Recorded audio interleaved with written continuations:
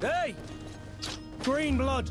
A soldier yells to you, throwing a sword your way as he brandishes one of his own. It's Kurt, your master of arms and bodyguard. He wants to get in some sparring practice before you leave to Tier 4D. I'm no longer a child, you know. After some friendly banter, he challenges you to prove that his lessons have actually paid off. He encourages you to swing at him, checking your form. Next, he steps forward and swings his greatsword in your direction, forcing you to demonstrate that you're able to defend yourself. Then he removes the training wheels and engages you properly, putting your skills to the test. You fight back and forth for a while, trading blows, when suddenly Kurt finds a hole in your defenses and strikes you, hard, flinging you across the courtyard, and you hit the ground with a thud. This is how the tactical pause mechanic is introduced in Greedfall. As you're learning the mechanics that the game has just taught you, the game just stops abruptly, and it's quite jarring. You use this tactical pause to use potions and skills or to bind them to shortcut keys, and then you can continue on with the fight. After the fight is over, Kurt informs you that your cousin is missing and that he will be tagging along in your search.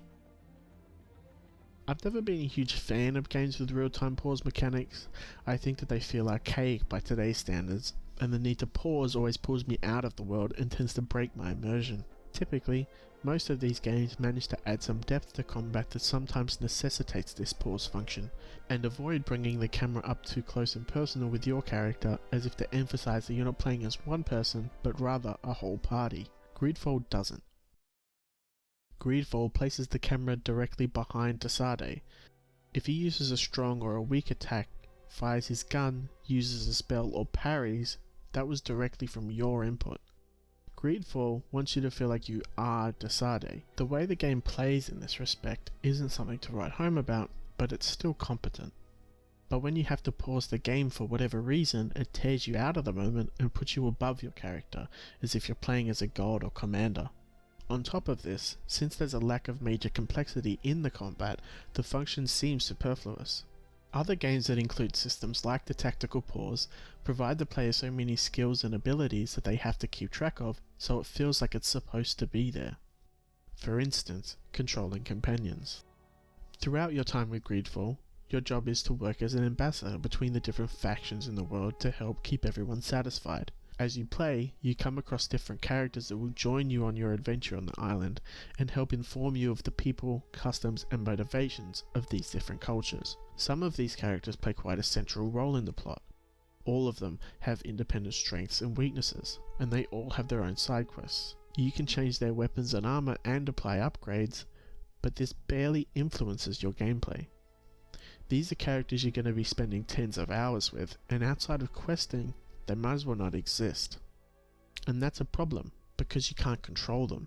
Because of this, and the AI won't be winning any awards, it makes them feel pretty useless in combat.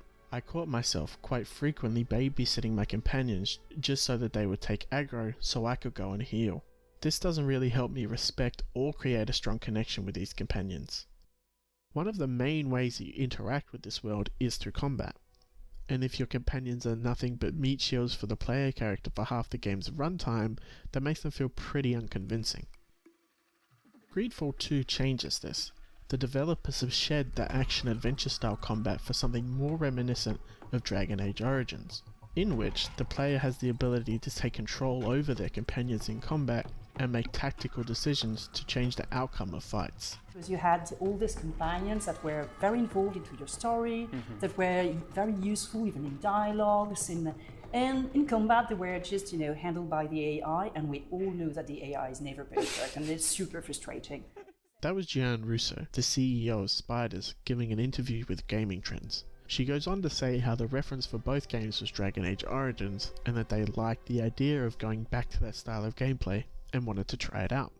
While I admittedly don't find real-time with pause systems to be the most engaging, assuming that the sequel will have the player in a similar role of being a peacekeeper or negotiator of sorts, I do think that the team has chosen the right direction for their sequel. I think that the combat putting more emphasis on characters and what their individual skills and personalities bring to the table is very welcome. With this system, it allows the developers to use your companion's skills to add personality outside of directly spoken dialogue and cutscenes. And it also brought a lot of different ideas on the gameplay aspect, on the exploration also, so creating some synergy within the skills of the companions and the ones of the main characters. So it gives new depths to the way the players can bond with these companions. Your character may be one hit away from death when someone comes in with a last second heal and turns the tide of battle. You might be more inclined to equip someone with that fancy new sword or ring because they did so well in that last fight. The stories that you make on your own through emergent gameplay informs the way that you think about and bond with your companions. With the extra investment from the player in these parts of the game, it should help immerse you more into the story than previously. The choice to move the combat style in this direction seems to be coming from the right place. The goal is to give the player more agency in how the combat plays out, but also enhance the ways that the player gets to interact with their companions and the world as a whole.